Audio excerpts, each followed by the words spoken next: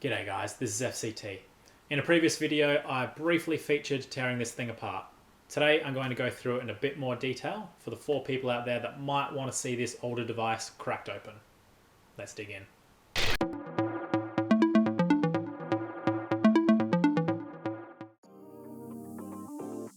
I followed the iFixit guide for this, which will be linked in the comments.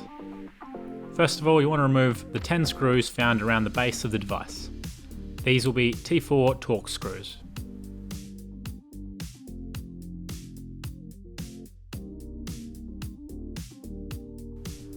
Once you've done that, you want to remove the 2 lighter pads found on the hinge side.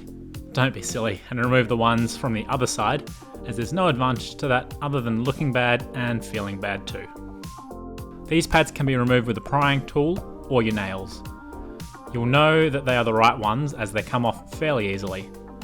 Keep them clean and off to the side so they can be stuck back on later.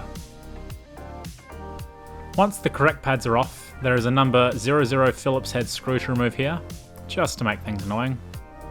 In typical Phillips head fashion, using the correct size just starts stripping the screw, but I was able to use a 1.5 flat-headed screwdriver to get a better grip.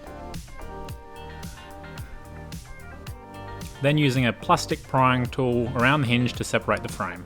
While metal might be easier, plastic is better to ensure you don't scratch anything. Once you manage to get a section up, you can work around the whole frame to get it free.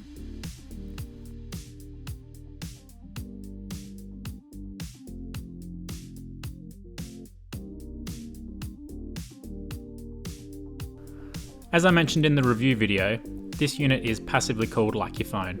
You can see that the CPU is here with this long copper heatsink to transport heat away from the chip. You can also see speakers flanking the battery here.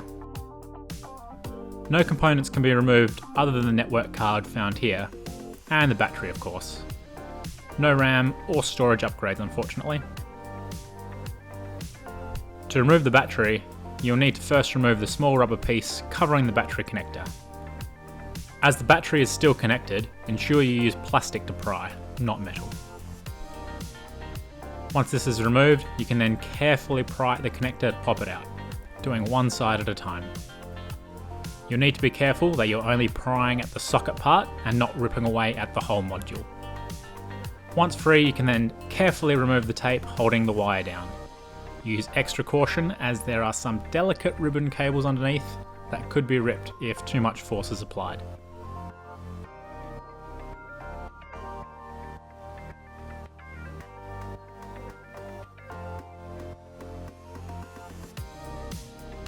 You'll then need to remove 2 more screws.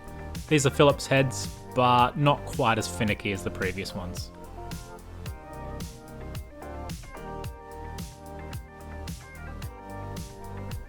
And then the battery should lift out quite easily. There wasn't any adhesive on this battery, but do be careful just in case there is. As I was checking if the crack extended through to the frame, I also removed the speaker in that corner to see under it, and then confirmed no crack appears.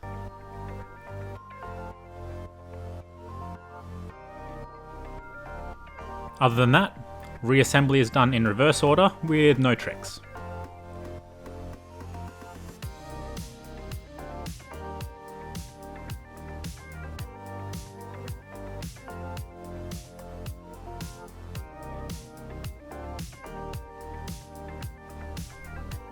And then power on to ensure everything works okay. Great.